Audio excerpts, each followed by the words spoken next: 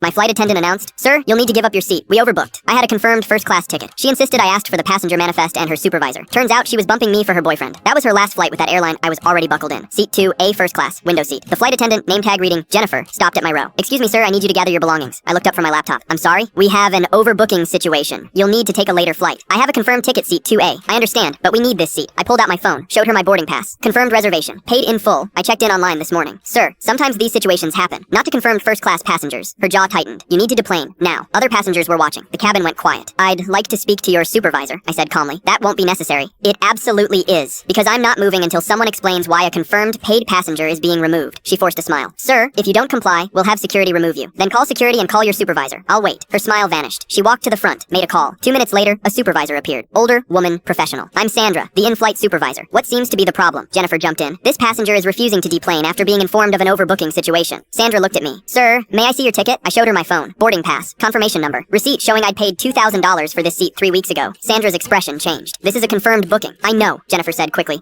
"But we have a situation." "What situation?" "First class isn't overbooked. I checked the manifest this morning." Jennifer's face went red. "There was a last-minute issue." "What issue?" Silence. I leaned forward. "I'd like to see the passenger manifest. I want to know who's taking my seat." "That's confidential," Jennifer started. "No, it's not." Sandra cut her off. "Not when it involves removing a confirmed passenger." Sandra pulled out a tablet, scrolled through the manifest. Her face went from confused to angry in about 3 seconds. "Jennifer, step into the galley, now." They walked to the front. I couldn't hear the conversation, but I could see Sandra's body language. Rigid, pointing, furious. Jennifer kept shaking her head, making excuses. Finally, Sandra came back, alone. "Mr. Patterson, I apologize. There is no overbooking situation. You are confirmed in this seat. Please remain seated." "What was she trying to do?" Sandra hesitated. "That's an internal matter. She tried to remove me from my seat with no valid reason. I think I deserve to know why." Sandra took a breath. "There's a passenger in standby." Jennifer added him to the manifest manually, without authorization. "Who is he?" "That's not relevant." "It is if I'm filing a complaint." Sandra closed her eyes briefly. "Her boyfriend." She was trying to upgrade him without approval. The cabin erupted in whispers. "So she was going to bump a paying first-class passenger to give her boyfriend a free upgrade?" "That appears to be the situation, and I assure you, this will be addressed immediately." Jennifer appeared at the front of the cabin, avoiding eye contact. Sandra waved her over. "Jennifer, you need to deplane." "What?" "You're being removed from this flight. Effective, immediately." "You can't do that." "I absolutely can." "You attempted to remove a confirmed passenger for personal reasons. That's a terminable offense." "Sandra, please, deplane, now. HR will contact you when we land." Jennifer's face crumbled. She grabbed her bag from the overhead bin, walked past me without looking. The cabin door closed behind her. Sandra addressed the cabin. "Ladies and gentlemen, we apologize for the delay. We'll be departing shortly." She turned to me. "Mr. Patterson, again, I'm deeply sorry. Your drinks are complimentary today, and I'll be filing a formal incident report." "I appreciate that. Can I ask what you do for a living?" "Aviation attorney. I specialize in passenger rights cases." Her eyes widened slightly. "Of course you are. Which is why I knew to ask for the manifest, and why I'll be following up with corporate." She nodded slowly. "I understand. For what it's worth, this kind of behavior is not tolerated. Jennifer won't be flying with us again." "Good." The other passengers were staring at me now. A man across the aisle leaned over. "That was impressive." A woman behind me whispered to her husband, "Did you hear? He's a lawyer." She picked the wrong person. The cabin door sealed shut. The plane pushed back from the gate. Full story on the channel linked below.